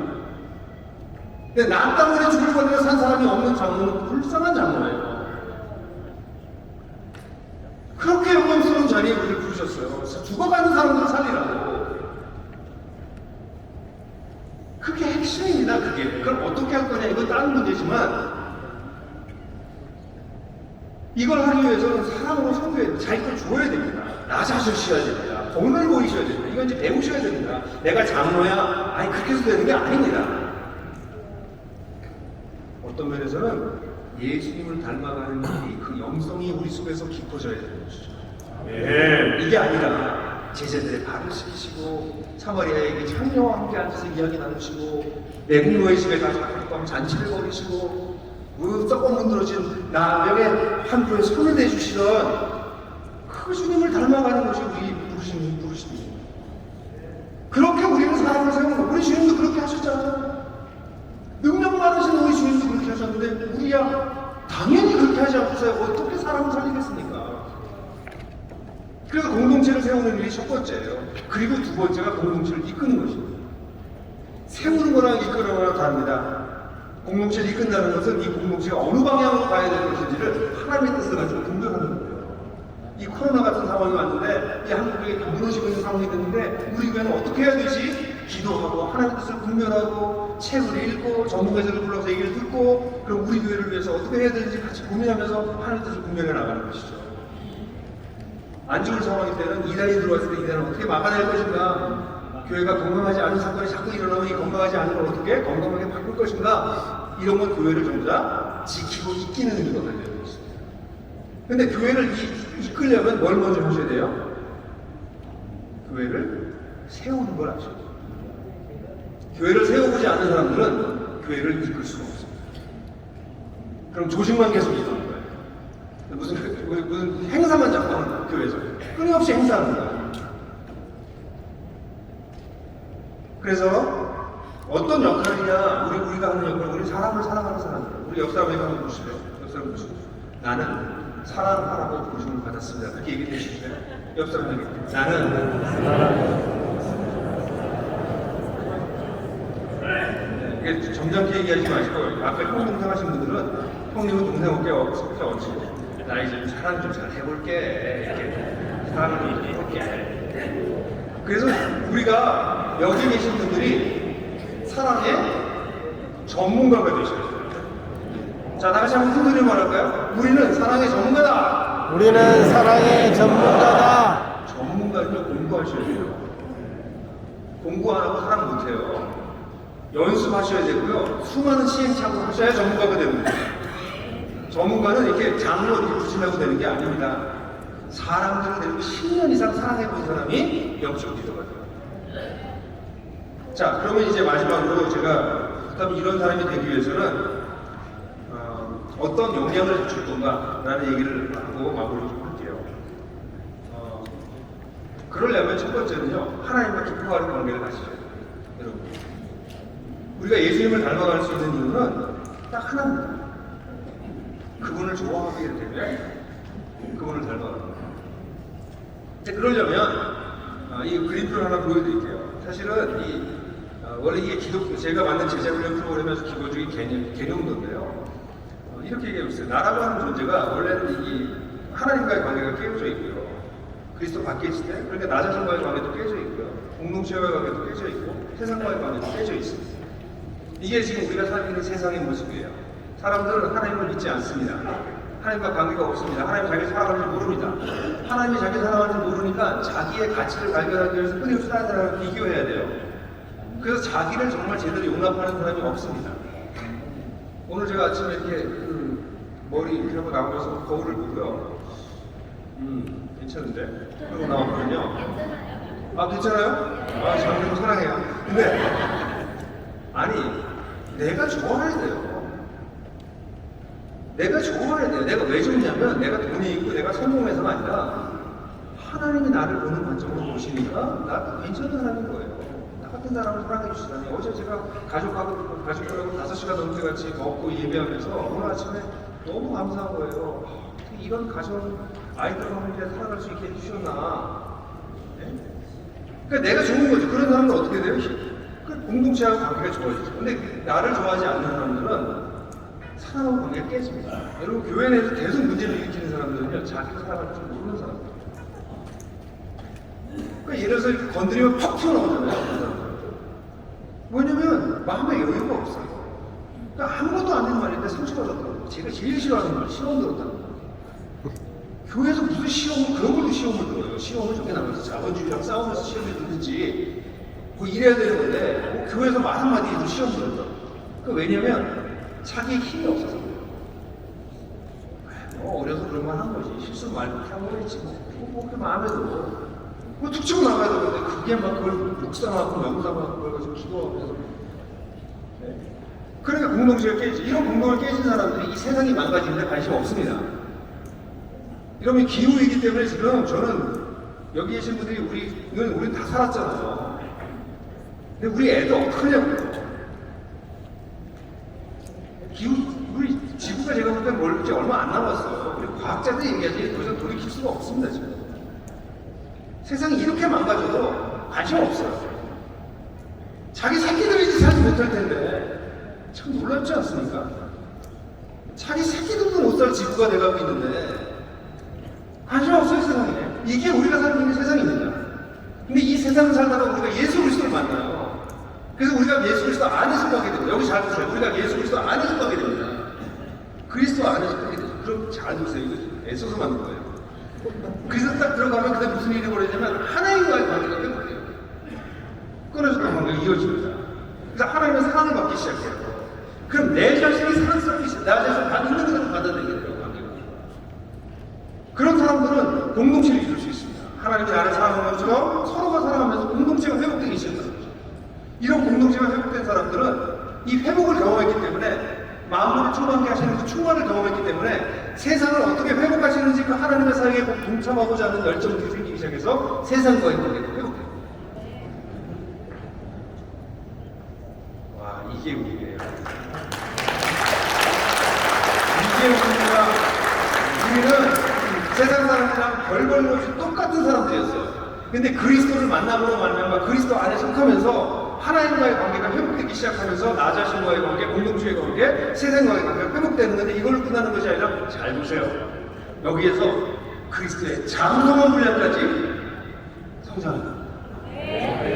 이게 에베소 4장 13절. 우리가 그리스도를 그의 하나님의 아들을 아는 일과 믿는 일에 다 하나가 되어 장성한 분량, 온전한 사람을 이루어 그리스도의 장성한 분량에 충만한 데까지 이르시다. 우리 모두가 이게 하나님의 뜻입니다. 그러니까 교회 지도자들은 성경을 얼마나 많이 아느냐, 기도를 얼마나 잘할 줄 아느냐, 당회를 얼마나 잘 이끄느냐, 이거보다 더 중요한 이걸 아는 못해도 돼요. 정말 잘해야 될 거는 이 네 가지 영역에서 균형 있게 성장하는 것입니다. 이렇게 균형 있게 성장한 사람은 딱 하나로 나타납니다. 자식들로부터 존경을 받습니다.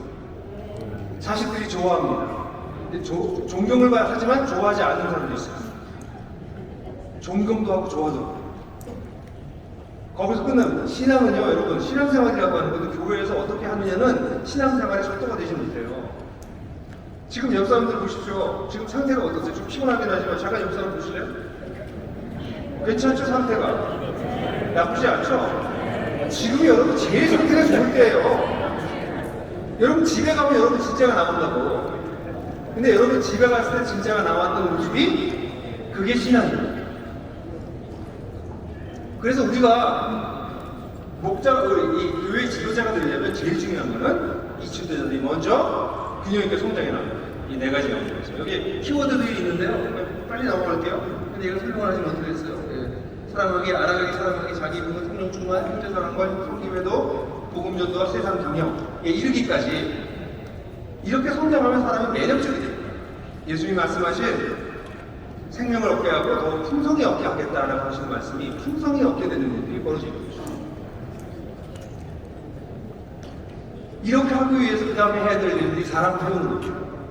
제가 시간이 많이 가서 여러분들에게 여기서부터 구체적인 방법이긴 한데 다음번 그림을 좀 보실게요. 영적 성장이라고 하는 것이 하루아침에 일어나지 않습니다. 영적인 아이가 있어요. 영적 이제 찾는 이가 좀 핵심입니다. 영적 아이가 예수님이 영적 아이가 되고, 그다음에 영적 청년이 되고, 그다음에 영적 부모가 됩니다. 영적으로 이렇게 성장해 나가는 단계가 있습니다. 이 단계를 제가 수십 년 동안 성도들의 성장을 보면서 이 정리를 한 것이 7단계가 나오고 있어요. 영적 성장 10단계는 첫 번째는 찾는 이가 회심자가 됩니다. 예수 믿어요. 결신자가 되죠. 그 다음에 성장 초신자가 되고, 그 다음에 자립신자가 되고, 사역 준비자가 되고, 사역자가 되고, 지도자가 되고. 요거 하나하나를 다 설명해드리려면 시간이 걸릴 것 같아요. 근데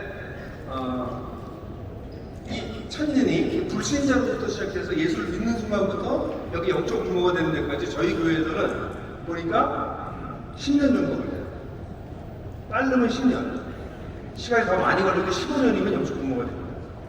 제가 우리 교회, 저희 교회 분교회가 할 때 저희 교회에 7, 80개의 가족교회가 있었는데 우리 교회의 지금 목자들이 한 130명 됐습니다. 이 가정교회 공동체를 자기 공동체를 이끌어가는 성도 목사나 다른 성도 목자 같은 사람이죠. 이런 사람들이 130명이 됐는데 그 중에서 40명이 저희 교회에 와서 예수님을 믿었습니다. 일반적인 성도들은 신앙생활을 잘 올곧게 해온 사람들은 보통 여기 영적 부모가 되는 데까지 5년이면 됩니다. 물론 영적 부모가 됐다고 해서 끝난 게 아니에요. 여기 보니까 저기 장로님들은 여자 장로님들을 이렇게 뵈니까 그 딸들이 다 씻어가지고 손녀가 있는 분들도 계신 것 같아요. 영적 부모가 되는 것은 아기를 막난 1년차 부모도 있지만 30년차 부모도 있습니다. 영적 부모가 이게 7단계처럼 보이지만 사실은 영적 부모서부터는 한 30단계, 40단계 올라간다는 거예요. 그러니까 저런 사람들이 나오기 시작하는 거예요. 여러분, 저는 우리 교회, 여러분들 교회에 우리 교회가 왜 시끄러우냐면요. 여기 영적 아이들이 가득했습니다. 성장하지 않은 사람들이 가득해 있으니까 다 사랑받고 싶은 거예요. 그러니까 상처를 계속 받으면서 교회가 시끄러운 거예요. 근데 빨리 교회가 건강해지면 어떤 일이 벌어질까요? 영적 청년들이 나와서 성장하기 시작합니다. 그리고 영적인 부모가 나오기 시작합니다. 그래서 제가 우리 교회를 분교할 때 저희 교회에 한 130명 정도의 리더들이 그 성도 사역자로 불러요. 저희 성도 사역자. 돈 안 받습니다. 여러분과 똑같은 사람이에요. 성도 사역자로 부르는데 그 사역자가 지금 130명 중에서 제가 볼 때 이제 저랑 동급이다. 네, 더 이상 나의 양이라고 부르기 어려울 정도로 나의 동료고 사도베드로가 말한 것처럼 나의 동료 장로로서 이렇게 얘기할 수 있는 사람이 한 40명 나오고요. 한 18년 지나니까 한 40명. 그 중에 어떤 사람은 제가 존경해요. 아, 대단하다. 그래서 이렇게 하기 위해서 그 다음에 제가 만든 자료들은 제가 자료들을 강의에 넣어놨는데 여기 보시면 책들을 쭉 만들어놨어요. 네, 그냥 전체를 보여주세요. 이런 자료들을 통해서 성도들이 직접 성도를 양육할 수 있도록. 그러니까 저희 여기 영적 청년이 되면 다른 사람을 양육할 수 있는 사람. 그러니까 계속 성장해 나가는 것이죠. 그래서 우리 하나님에 들어온 목사님들이 이런 걸 배우셔서 교회의 이것을 정리해 나가는 것입니다. 그러니까 목사님 혼자 이걸 하는 게 아니라 성도가 다 함께 교회를 세워 나가는 것이죠. 여러분, 저는 제 소명은 어떤 소명이냐면요. 저는 우리 교회에 있는 모든 성도들이 제사장다워지는 것입니다. 제사장인 걸 안 알려주는 교회도 많고요. 그건 저 나쁜 목사라고 불러요. 자기 혼자 제사장인 척하는 사람. 근데 제사장인 걸 알려주는 게 중요한 것보다 더 중요한 거는 제사장답게 만드는 것입니다. 군인 때 해도 다 군인입니다. 근데 걔네들 전쟁에서 못 싸웁니다. 근데 훈련을 받아서 군인다운 군인이 돼야 되는 것이죠. 그러니까 여러분이 제사장이 됐다는 것으로 만족할 수가 없는 것입니다. 제사장 역량이 있는가? 그럼 제사장 역량이 무엇이겠습니까?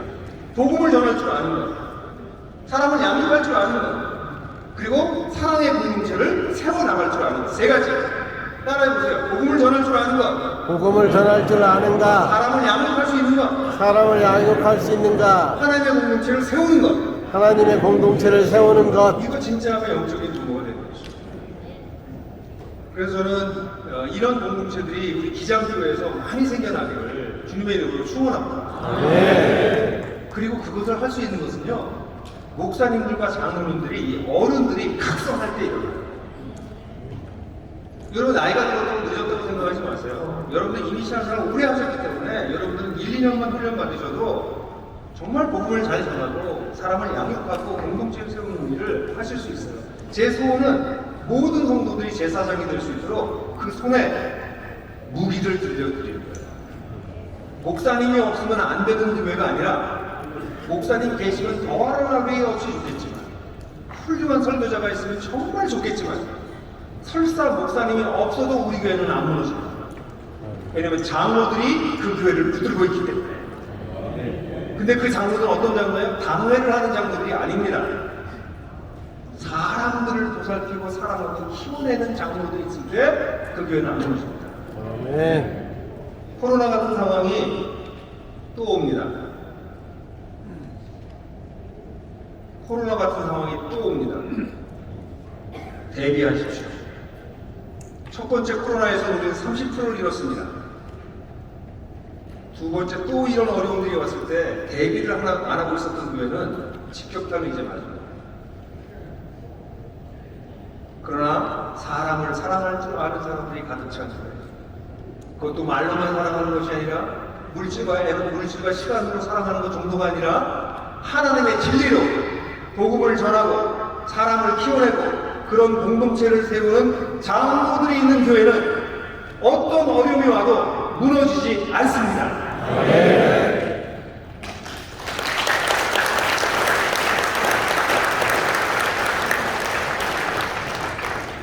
저는 준비된 장로 한 명이 목사 10명보다 더 귀할 수 있다고 생각합니다. 그런 장로님들 부탁합니다.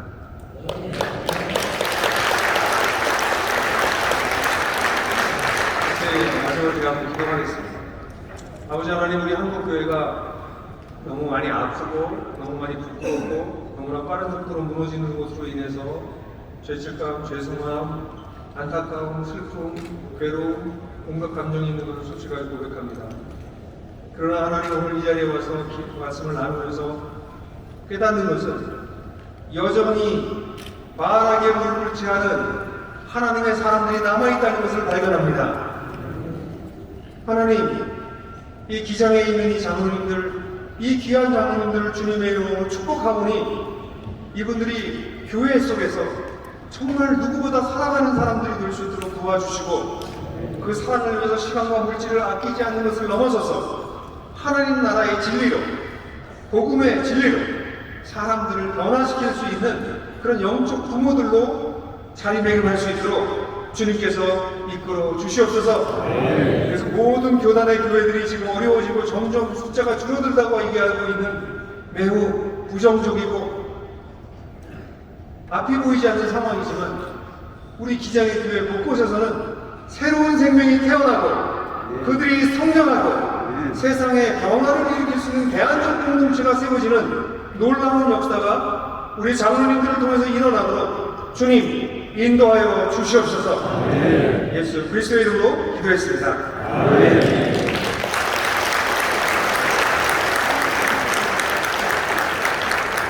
특별한 해주신 김형용 목사님께 다시 한번